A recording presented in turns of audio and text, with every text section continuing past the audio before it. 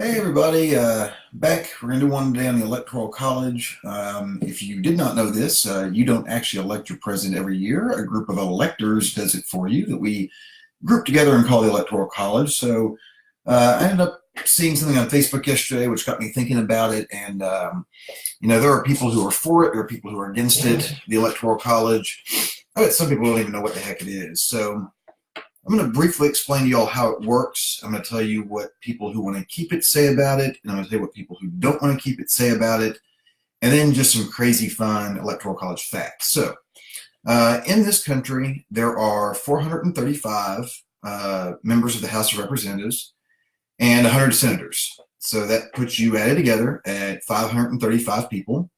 But in the election, we also let the District of Columbia have a vote as well. And so the Constitution allowed for the District of Columbia to be equal to the lowest number in the Electoral College, which is 3. So if we add that to our 535, we get 538. So to become president, you must receive 270 Electoral College votes. And every state has a different number of electors, and it's based on your total number of members of the U.S. House of Representatives plus your 2 senators. The Senate, every state gets 2, and then in the House of Representatives, every state gets a larger number based on their population. So when you're looking at this number, you're adding the 100 senators, 435 House Representatives, District of Columbia gets 3, and then that gives you 538 electors. And these are real people. And what they have pledged to do is to vote for president based on the will of their state, okay? So in Oklahoma, I believe we have 7 Electoral College votes. So if when Trump won Oklahoma, our 7 electors, agreed to give their 7 votes to Donald Trump, and those were 7 points towards his 270 needed to win. There are tons of websites like the Race to 270 every year that will track this stuff for you. It'll show you how many electors your state is granted, so on and so forth. So that's how they end up coming up with the number of 270 to win. You gotta win a majority of that.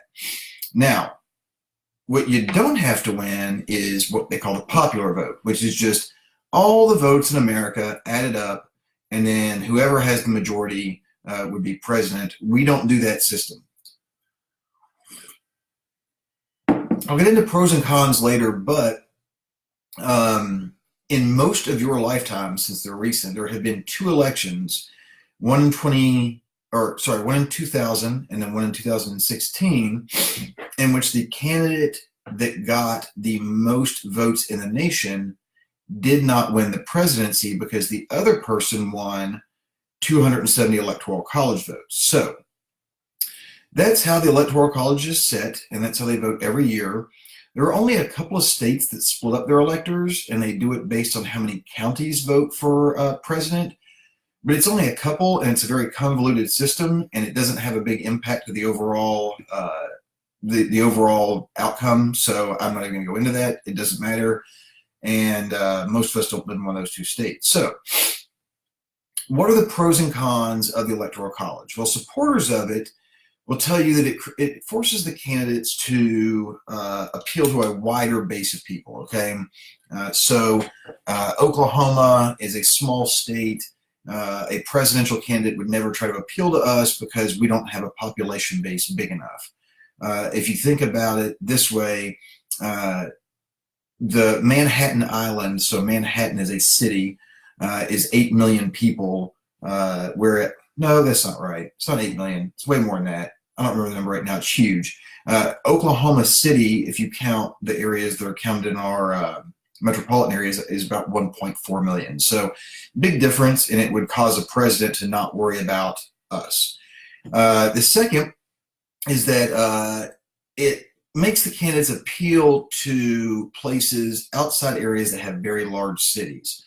So they must start to appeal to us in middle America because we don't have any really big cities out here the way they do on either coast or down south. So like Texas has 3 very massive cities. Florida has 3 very massive cities.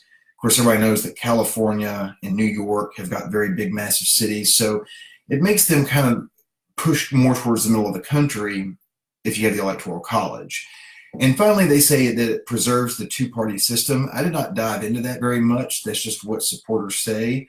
Um, the only thing I can guess is that because way, way, way back in our history, through our first 4 or 5 presidents, the way that it was done is you did not pick a running mate for vice president. So whatever candidate got the most votes was president, and then whatever candidate got the second most votes was vice president.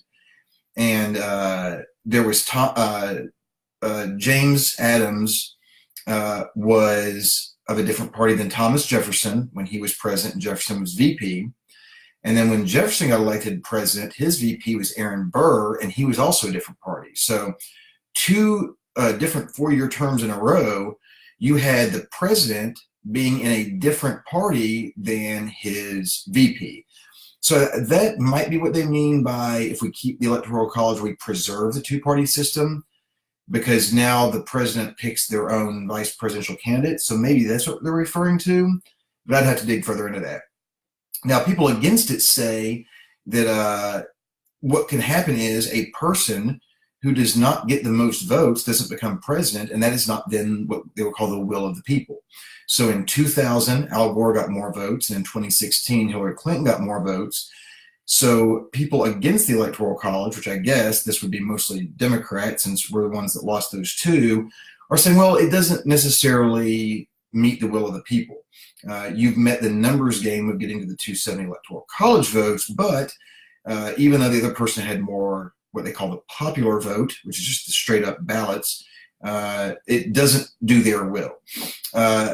Also, where the people who are against it say that it focuses the candidates to get outside of large cities, people who are against it say that it unfairly focuses candidates towards what are called swing states. And these are states that are never truly red or blue, and they tend to bounce back and forth a lot. And in the last, I'd say since the Bush-Kerry election in 2004, we're really down to a handful of swing states that determine the president every year. And those states have been North Carolina, Virginia, Pennsylvania, Ohio, Wisconsin, and Michigan. And those 6 states have really decided our president from 2004 until today. And you can go back and look, without winning a majority of those, you don't win the presidency. So people who are against it are saying, well, now that you might have solved the problem of candidates only looking at large cities, but now all you've done is push them into only the swing states. And there is a ton of data on that. I found a map that was blown up real big that had little hand wavings, and each hand wave was a presidential nominee visiting that state. And holy shit, the number of visits those swing states in the last 4 or 5 elections is insane. So the opponents are saying, well, if you live in Ohio or Michigan or Wisconsin or Pennsylvania, then you've made their vote more important than if you lived in Kentucky or Oklahoma, because we aren't swing states. These 2 states pretty regularly vote red. So why would a Republican come here? They have it sewn up. And a Democrat wouldn't come here because they're not going to win it even if they make an appearance. So opponents say we get ignored as well. And then also, the other argument for this is when you divide the Electoral College votes by population, it gives people in small states a larger chunk of the Electoral College in terms of voting power. So I only did Wyoming. Wyoming, each resident has 4 times the voting power as a resident of New York State. So it gives people in small, less populous areas way more power than it does people in big areas. So there are good points for and against both. I always go back and forth on this issue. I never can decide if I like it or not. I almost think I am against it, and I think I'm against it because every other elected official in the country, okay, these are just elected officials, except for president, is done based on just simple majority. So we do this everywhere else except for in one place. And if the argument to keep it is that it focuses candidates outside of big cities, And the argument against it is that it focuses them only to swing states. That's where I think we've hit our stalemate and where we should just throw it out. I thought a lot about this last night because I was like, I gotta have an opinion before I do this tomorrow. And seeing people say, well, they would never campaign outside the Dallas, Houston, San Antonio, Los Angeles, Miami, Boston, New York City, Chicago. They'd never campaign outside those. And then the people against it saying, well, they only campaign in the swing states. I decided last night that I am against it because what I wonder is if you go back, let's just say 150 years-ish, how are candidates getting their message out to the whole country? I don't know, haven't researched it, but back in the days of the Pony Express, somehow people way out in nowhere were voting for these people. They were voting for president, and I have no idea how they got their message out there. Well, now we have information everywhere, including a boatload of disinformation. So I think we're at a point where we've evolved enough as a country that everybody can find all the information they need to make an informed choice. I don't need, for me personally as a Democrat, any of the Democratic nominees to show up in Oklahoma for me to make a decision on which one of them I will pick to run against Trump. So I think we've evolved enough that we can all find all the information we need to make an informed choice should we decide to do that. So I am officially deciding that I am anti the Electoral College because we've reached a point in time where it is unnecessary to kind of try to rig a system around to make sure everybody's always included. Even if we get rid of it, everybody is not going to be always included. No presidential candidate is going to Kansas or Oklahoma or Missouri or North and South Dakota. It's never going to happen, okay? We as a country have decided to populate the areas that we have for whatever reason that we've decided, and that's just the way it is. So I'm not really worried about it anymore in terms of it being unfair. I think a straight up majority is how we do every other elected office. This one should be no different. So officially coming out against the Electoral College. And not just because my boy Gore and my girl Clinton lost in 2 elections they should have won if we went that way, just because we do it for every other office, and I think we've evolved enough to where we can make an informed decision. Now, some fun Electoral College facts. I'll probably have to read these because I don't have them memorized, but Alaska has no counties. None. Brittany Blair, if you watch these, she used to work with me back home in Kentucky at Sprint, and her husband is deployed up there. You have no counties, none. So if you win Alaska, you just win Alaska because there's no counties up there. It's just Alaska. Delaware has the fewest counties at 3. And the state of Texas has the most at 254 counties. The smallest county in all of America is Loving County, Texas. They have a whopping 82 people in that county. Holy shit. I wonder if they even have a subway. And then 31 states have a Washington County, making Washington County the most popular name for a county in America. So just some fun facts. I'll end it with this, and this is what got this started.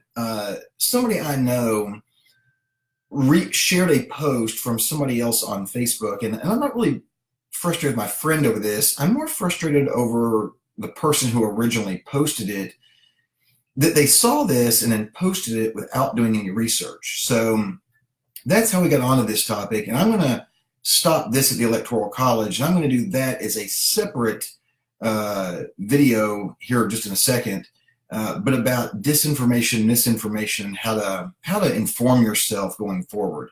So that's the Electoral College for you folks. I'm personally now against it. Made the decision last night. So you all think about it, comment on what you think. I'd love to hear your ideas and input. Try to dissuade me if you like it. And I'll see y'all here in a minute with disinformation.